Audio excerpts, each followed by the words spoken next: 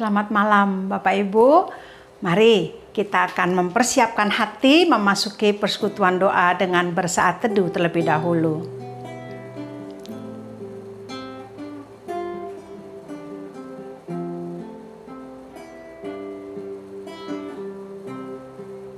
Amin. Kita akan naikkan pujian dari Nafiri Rohani nomor 46, Jadi Putih Bersih.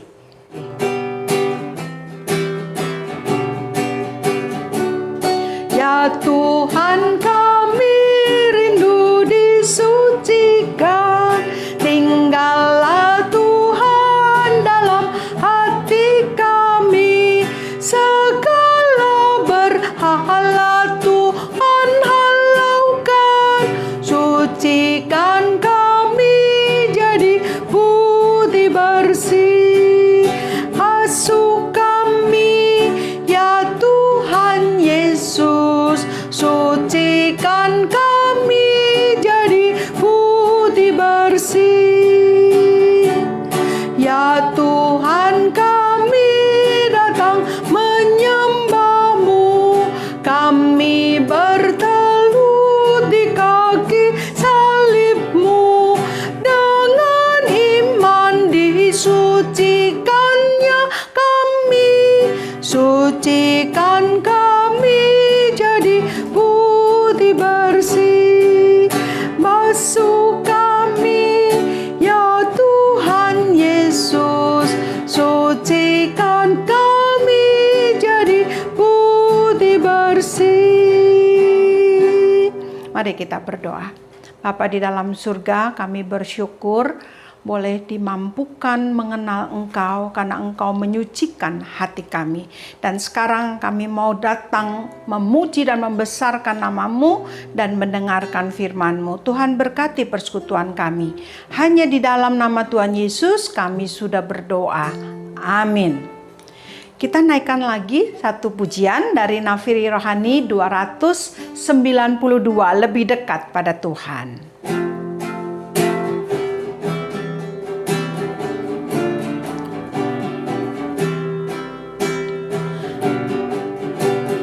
Lebih dekat padamu, bawaku pada kemuliaan-Mu, dekapkan dalam dekapan-Mu, biar aku dalam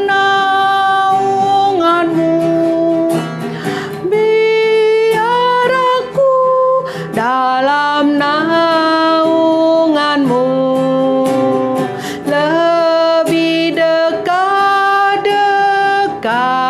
padamu. Hidupku hampa tiada berarti, tiada yang dapat ku banggakan, semuanya adalah kasih Tuhan, semuanya adalah kasih Tuhan. Kita akan mempersiapkan hati untuk mendengarkan firman Tuhan. Mari kita nyanyikan pujian Ku Cari Wajah-Mu.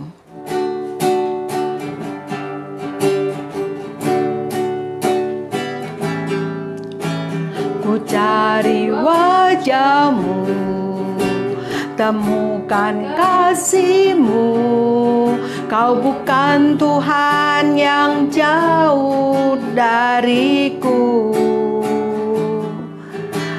Ku panggil nama-Mu, ku dengar jawab-Mu, Kau Tuhan yang selalu dengar seruan hatiku. Sungguh indah Kau Tuhan, penuh kasih dan sayang, Kau tempat penghiburan bagi setiap hati terluka.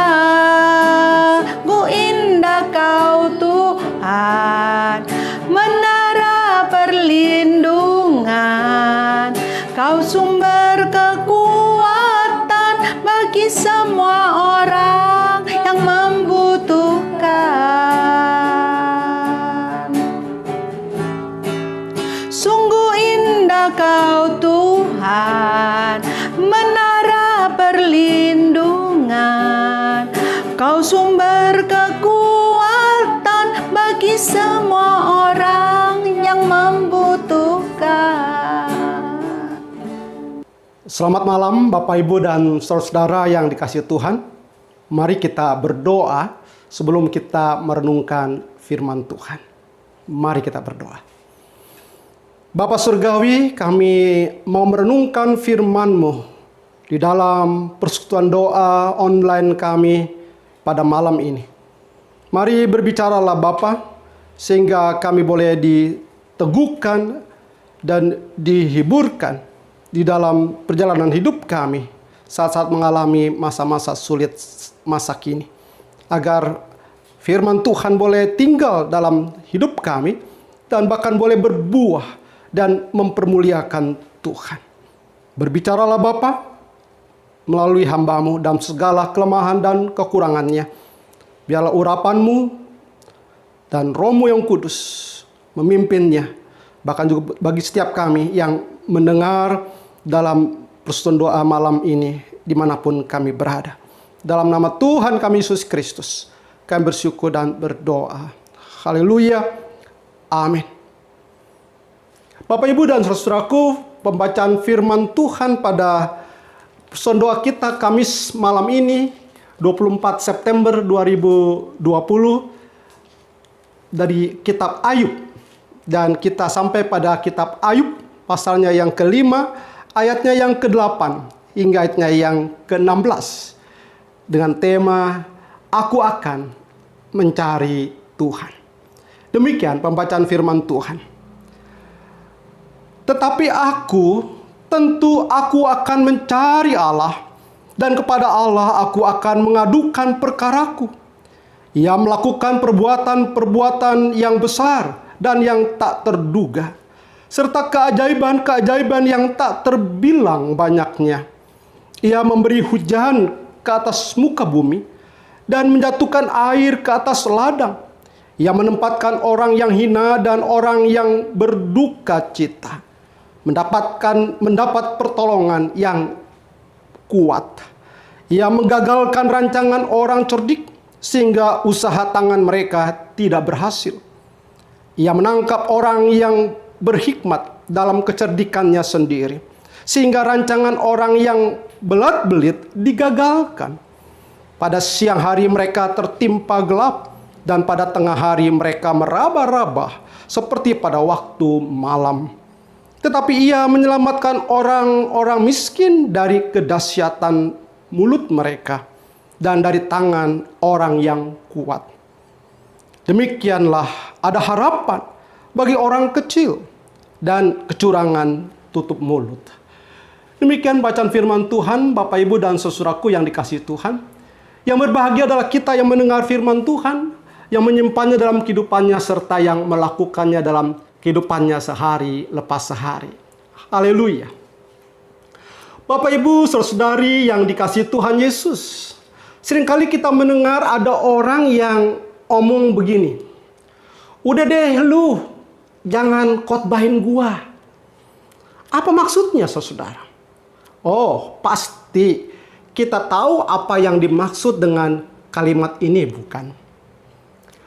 Demikianlah dalam Ayub pasal 5 ayat 8 sampai 16 yang menjadi pembacaan kita pada malam hari ini, yang masih merupakan pembicaraan Elifaz, yang lebih tepatnya khotbah Elifaz ketimbang kata-kata penghiburan.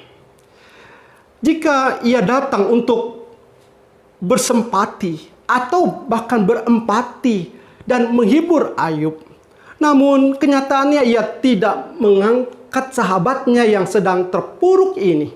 Bahkan justru makin mendorong Ayub semakin dalam ke lubang penderitaannya. Jangan-jangan tadi itu kalimat pembukaan dalam perenungan ini adalah kalimat Ayub saudara kepada Elifaz. Stop, jangan khotbah di depanku. Aku tidak butuh khotbahmu, aku butuh penghiburanmu. Karena pada ayat yang ke-8 saudara kita melihat apa yang dikatakan oleh Elifaz Tetapi aku akan mencari Allah, dan kepada Allah aku akan mengadukan perkaraku. Dari ayat ini seakan-akan Elifas sedang mengatakan kepada Ayub, Yub, lu belum melakukan hal ini. Ini loh yang penting, yaitu lu belum datang kepada Allah. Coba datang deh ke Allah. Aduin tuh masalahmu. Maka masalah lu, bahkan penderitaan lu, beres semuanya. Ini kalau pakai bahasa cengklong, saudara. Bapak Ibu saudaraku yang dikasihi Tuhan Yesus, pertanyaannya adalah, dari manakah Elifas tahu apa yang Ayub telah lakukan? Apakah Ayub selalu cerita saat ia mencari Allah? Bukankah dalam pengalaman kita pada umumnya saudara, justru pada masa yang sulit dalam kehidupan kita, kita selalu datang mencari Allah. Dan kalau susah baru ingat Tuhan. Tapi kalau hidup senang, aman, makmur, lancar, sehat, Tuhan kelupaan. Boro-boro cari Tuhan. Tuhan nanti dulu. Ya kan?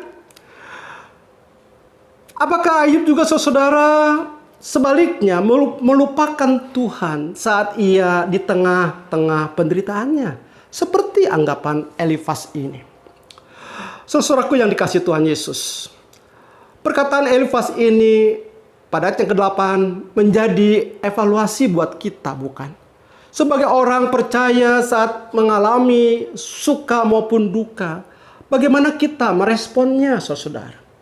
Apakah seperti orang yang tidak mengenal Tuhan, lebih mengandalkan kekuatan diri, atau mencari pertolongan kepada manusia, ketimbang kita datang mencari Allah? Saat ada kemalangan atau musibah dalam kehidupan kita, kita melampiaskan kesedihan seperti kesetanan, hingga melupakan Tuhan, bahkan mengutuki Tuhan. Hati-hati, bukankah ini yang dimau oleh setan itu sendiri? Makanya dikatakan kesetanan. Bapak Ibu saudaraku yang dikasihi Tuhan Yesus, perkataan Elifas yang seakan-akan memojokkan Ayub, sahabatnya ini, ada benarnya juga saudara. Bahkan menjadi kebenaran sebagai firman Tuhan yang mengajar kita untuk memiliki pengenalan yang benar tentang Allah. Sehingga pada saat kita mengalami hidup yang sulit, baik dalam suka maupun duka, senantiasa kita memiliki kehidupan yang aku akan mencari Allah.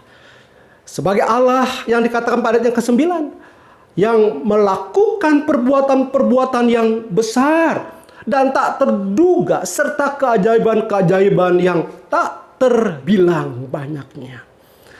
Bapak Ibu saudaraku yang dikasihi Tuhan, ayat ini membuktikan bahwa Dia adalah Allah yang hidup, Allah yang bertindak dengan caranya. Lagi saudara, saya mengutip kalimat dari Fit Hotman dalam bukunya Inilah Alam. Ia mengatakan atau menulis, Allah adalah Allah yang hidup, dan itu berarti Ia adalah Allah yang bertindak. Ini membedakan saudara, perbedaan utama bahkan antara Allah dan berhala-berhala. Allah bertindak, sementara berhala-berhala tidak. Bapak Ibu saudaraku yang dikasihi Tuhan, sebab itu pada ayat yang ke-10 sampai 15 kita melihat bagaimana Allah dengan segala perbuatannya yang ajaib itu, yang tak terbilang itu, melakukan perbuatan-perbuatan kepada manusia. Sehingga pada ayat yang ke-10 sampai ayat 15 kita mencatat di sana, kalau kita perhatikan ada 10 tindakan atau perbuatan Allah dalam kehidupan manusia. Yang pertama, dikatakan dia memberi hujan ke atas bumi. Pada ayat ke-10. Yang kedua, menjatuhkan air ke ladang yang artinya memberikan kesuburan. Lalu yang ketiga, ia menaikkan derajat orang yang hina. Artinya meninggikan orang yang rendah pada ayat yang ke-11. Yang keempat, memberi penghiburan kepada yang berduka. Atau dengan kata lain membahagiakan orang yang susah. Lalu menggagalkan tipu muslihat, yaitu menggagalkan segala rencana orang-orang licik pada ayat yang ke-12, saudara. Yang keenam, di mana Allah juga menjebak bahkan menangkap orang cerdik. Dan mari pada ayat 13 ini dikutip oleh Rasul Paulus dalam 1 Korintus pasal 3 ayat 19. Karena hikmat dunia ini adalah kebodohan bagi Allah. Sebab itu ada tertulis seperti yang Paulus kutip, ia menangkap orang berhikmat dalam kecerdikannya. Ini membuktikan bahwa ini firman Tuhan, saudara, yang diinspirasi oleh Roh Kudus. Yang ketujuh, dikatakan bahwa dia Allah menjerat atau menggagalkan nasihat orang jahat. Ayat yang ke-13b. Dan yang ke-8, menyebabkan rencana orang licik atau jahat menjadi kegelapan di siang hari. Mereka meraba-raba di siang hari. Dikatakan demikian pada ayat yang ke-14. Dan yang ke-9, menyelamatkan orang miskin dari pedang.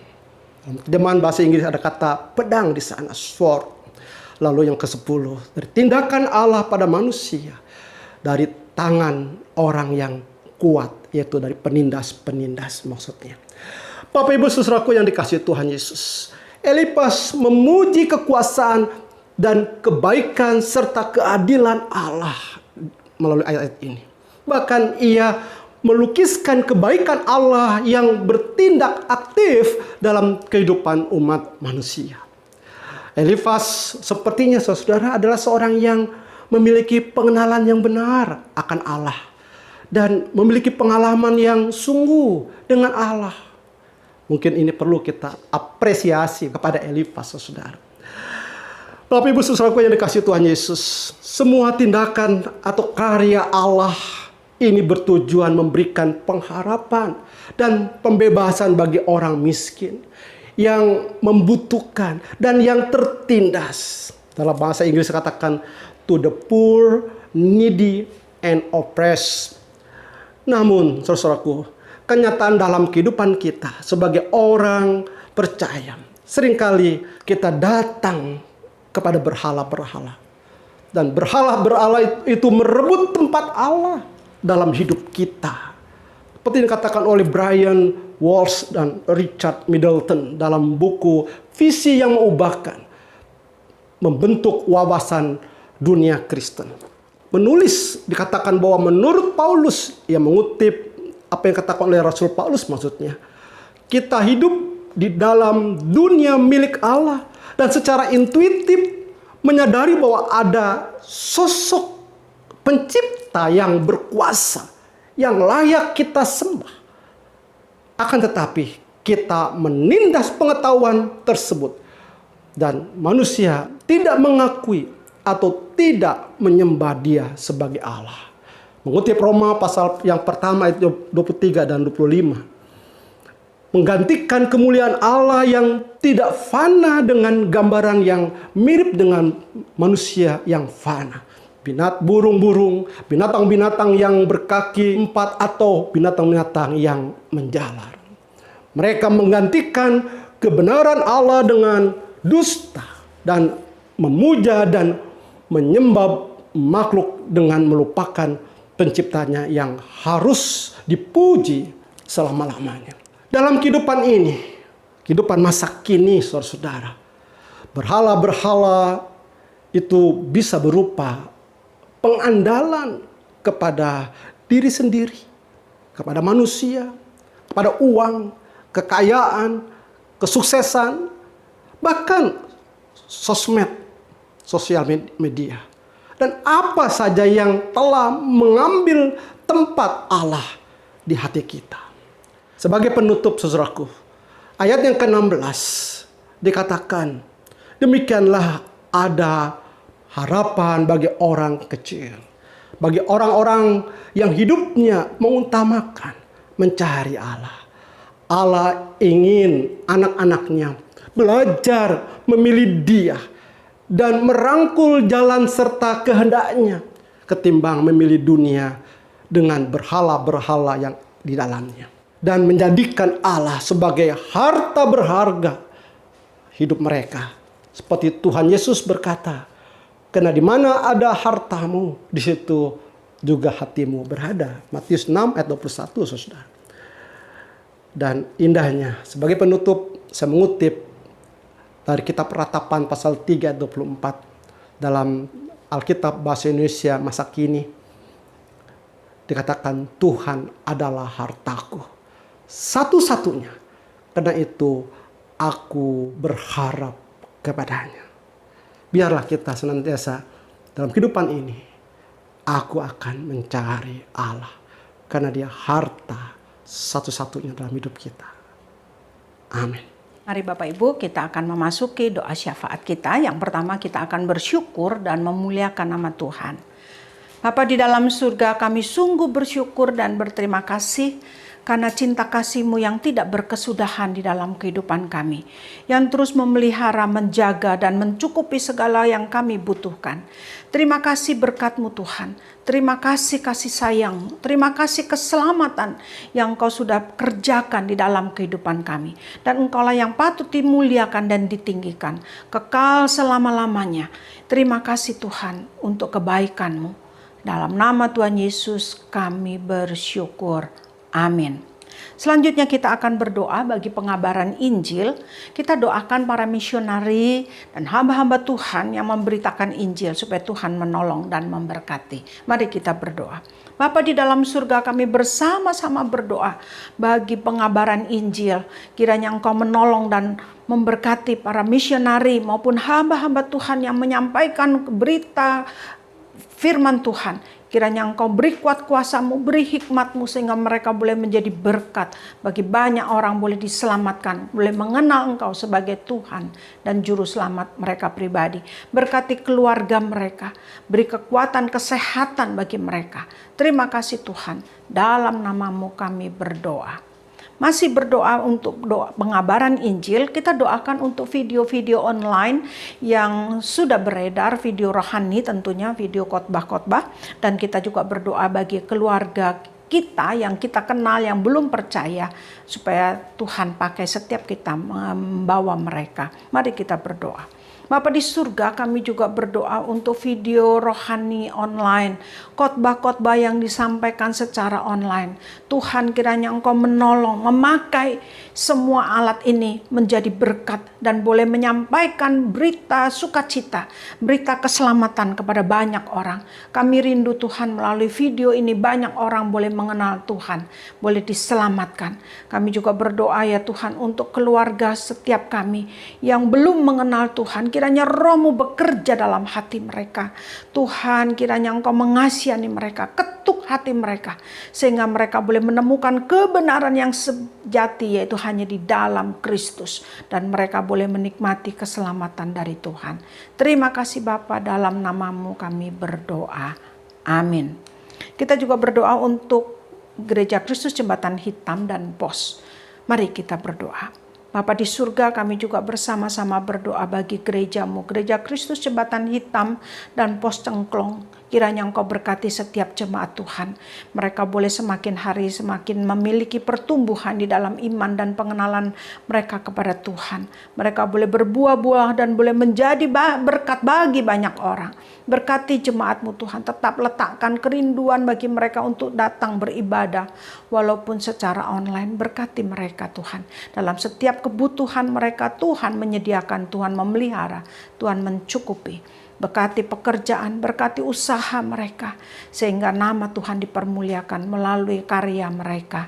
Kami juga mengingat untuk Paut Cahaya Kasih, Berkati anak-anak boleh belajar dengan kegairahan yang daripada Tuhan. Berkati orang tua boleh membimbing dengan kesabaran yang dari Tuhan. Berkati guru-guru boleh dengan kekreatifan mereka, dengan hikmat-Mu Tuhan, boleh mengajar, menyampaikan materi pelajaran bagi anak-anak. Berkati para donatur dan orang tua asuh. Berkati keluarga mereka, berkati usaha dan pekerjaan mereka. Terima kasih Tuhan, kami serahkan doa kami dalam nama Tuhan Yesus. Amin. Kita berdoa bagi bangsa dan negara kita. Mari kita berdoa. Bapa di surga, kami kembali mengingat untuk bangsa dan negara kami, Indonesia ini. Berkati Tuhan pada masa pandemi ini, kami rindu Tuhan. Kiranya Engkau menolong setiap masyarakat boleh hidup tertib, sehingga pandemi ini boleh segera berlalu. Berkati pemimpin negeri ini Tuhan.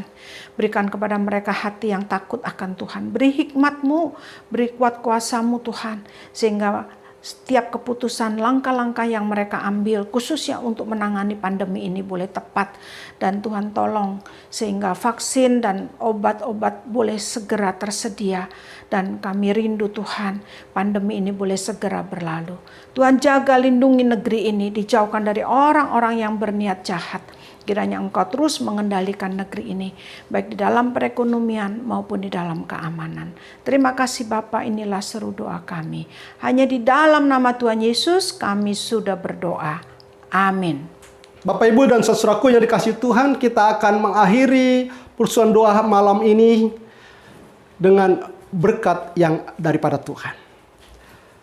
Kasih karunia daripada Tuhan Yesus Kristus, kasih daripada Allah Bapa serta persekutuan dengan Roh Kudus memampukan kehidupan saudara dan saya untuk boleh hidup senantiasa mencari Allah dalam situasi apapun, sehingga boleh sungguh dia menjadi harta satu-satunya dalam hidup kita hingga sampai Tuhan datang kembali. Haleluya. Amin. Bapa, terima kasih. Bapa, terima kasih. Bapa di dalam surga, puji terima kasih. Amin.